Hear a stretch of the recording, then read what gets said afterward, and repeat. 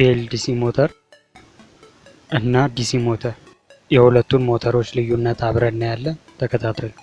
ዲሲ ሞተሮች የሚሰሩበት መንገድ BLDC ከሚባሉት የሞተር አይነቶች የተወሰነ ልዩነት አለው። ዲሲ ሞተሮች ውስጥ ግራና ቀኝ ኖርዝ እና ሳውዝ ሆነው የተቀመጡ ሁለት ማግኔቶች ሲኖሩ እነሱም ስቴተር ይባላሉ። ከማግኔቶቹ መሃል ደግሞ ቀጠን ያለ ብረት ዙሪያውን ሽቦ የተጠመለለበት የምናገኝ ሲሆን ይህ የሞተሩ ክፍል ሮተር ይባላል። የዚህ ሽቦም ስራ ማግኔቲክ ፊልድ መፍጠር ሲሆን ፓወር የሚያገኘውም ግራና ቀኝ ከተቀመጡ ብረቶች ነው። ዲሲ ሞተር ውስጥ ስላሉት ክፍሎችና እንዴት እንደሚሰራ በቀጣይ ቪዲዮ የምሰራላችሁ ይሆናል። እንደ ማጠቃለያ ግን ዲሲ ሞተሮችን የተለያዩ ኤሌክትሮኒክስ እቃዎች ውስጥ የምናገኛቸው ሲሆን ከነዛም መካከል የድሮ ቴፖች ውስጥ እንዲሁም የተለያዩ ዲቪዲ እና ሲዲ ፕሌየሮች ውስጥ እናገኘዋለን። ዲሲ ሞተሮችን ዳይሬክት ከባትሪ ጋር አገናኝተን መጠቀም የምንችል ሲሆን BLDC ላይ ግን ከዛ የተለየ ነው። ስለዚህ ዛሬ የምናየው BLDC ሞተር ውስጥ ስላሉት ክፍሎች እና እንዴት እንደሚሰራና ከጀርባ ያለውንም ሳይንስ ዲቴል እናያለን። አብራችን ቆዩ።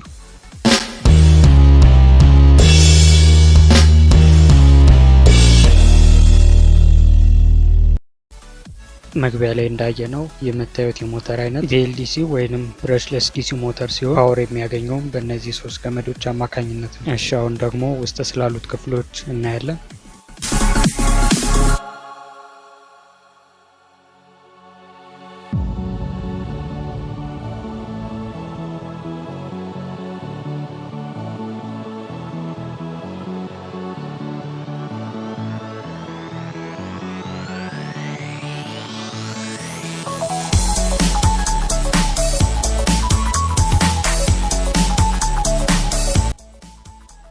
እንደምታዩት ውስጥ ያለው ክፍል ይሄን ይመስላል። ይህ የምታዩት ጥቅል ሽቦ ስቴተር ሲሆን ስራውም ተለዋዋጭ የሆነ ማግኔቲክ ፊልድ መፍጠር ነው።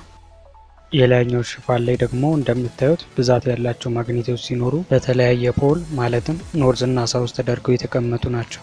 እናም ይህ የሞተሩ ክፍል ሮተር ይባላል። ሁላችንም እንደምናውቀው ተመሳሳይ ፖል ያላቸው ማግኔቶች ይገፋፋሉ። ተቃራኒ የሆኑት ደግሞ ማለትም ኖርዝ እና ሳውዝ ደግሞ ይሳሳባሉ። እዚህ ጋር ብዛት ያላቸው ማግኔቶች ሲኖሩ የትኛው ሳውዝ የትኛው ኖርዝ እንደሆነ በትክክል አናውቅም። እሺ በመጀመሪያ ይህ የምታዩት አንድ ጥቅል ሽቦ የራሱን የሆነ ማግኔቲክ ፊልድ ይፈጥራል። ይህ ማግኔቲክ ፊልድ በየሰከንዱ ተለዋዋጭ ስለሆነ ኖርዝም ሳውዝም ሊሆን ይችላል። እንደ ምሳሌ ግን ኖርዝ ብለን እንያዝ። የምታዩት ኖርዝ ፖል የሆነ ማግኔቲክ ፊልድ ከራሱ ፖል ተቃራኒ የሆነውን ማለትም ሳውዝ ፖል የሆነውን ማግኔት ወደ ራሱ ይስበዋል። ሳውዝ ፖል የሆነው ማግኔት ልክ በሱ ትይዩ ሲሆን ከኖርዝ ፖል ወደ ሳውዝ ፖል ወዲያው ማግኔቲክ ፊልዱን ይቀይራል። በዛ ሰዓት የሁለቱም ፊልድ ተመሳሳይ ሳውዝ ፖል ይሆናል። ያ ማለት ሁለቱ ማግኔቲክ ፊልዶች እርስ በርስ መገፋፋት ይጀምራል። ያ ግፊት ደግሞ ከላይ ያለውን ማለትም ሮተር የሚባለውን የሞተሩን ክፍል ወደ ተቃራኒ አቅጣጫ እንዲዞር ያስገድደዋል። በዛ ሰዓት ከጎን ያለውን ጥቅል ሽቦ የተገፋውን ማግኔት ወደ ራሱ ለመሳብ ሲል ራሱን ወደ ኖርዝ ፖል ይቀይራል። በዛ ሰዓት የተገፋው ማግኔት ወደ ቀጣዩ ጥቅል ሽቦ ለመሄድ ቀላል ይሆንለታል። ይህንን ሁሉ ሂደት በማይክሮ ሴኮንዶች ውስጥ በመደጋገም ሮተር የምንለውን የሞተሩን ክፍል በፍጥነት እንዲሽከረከር ያደርጋል። ስለዚህ ይህ ሞተር በትክክል እንዲሰራልን በሶስቱም ላይኖች በሰከንድ ተለዋዋጭ የሆነ ፓወር ማግኘት አለብን። ሞተሩ የሚሰራበትን መንገድ በትክክል እንደተረዳችሁኝ ተስፋ አደርጋለሁ። ስለዚህ አሁን ደግሞ ለሞተሩ የሚያስፈልጉ እቃዎችን በማዘጋጀት ሞተሩ እንዴት እንደምንጠቀም እናያለን። ይህ የምታዩት ዲቫይስ ሰርቮ ቴስተር ወይንም PWM ይባላል። ይሄንኛው ደግሞ ESC ወይንም ኤሌክትሮኒክ ስፒድ ኮንትሮለር ይባላል።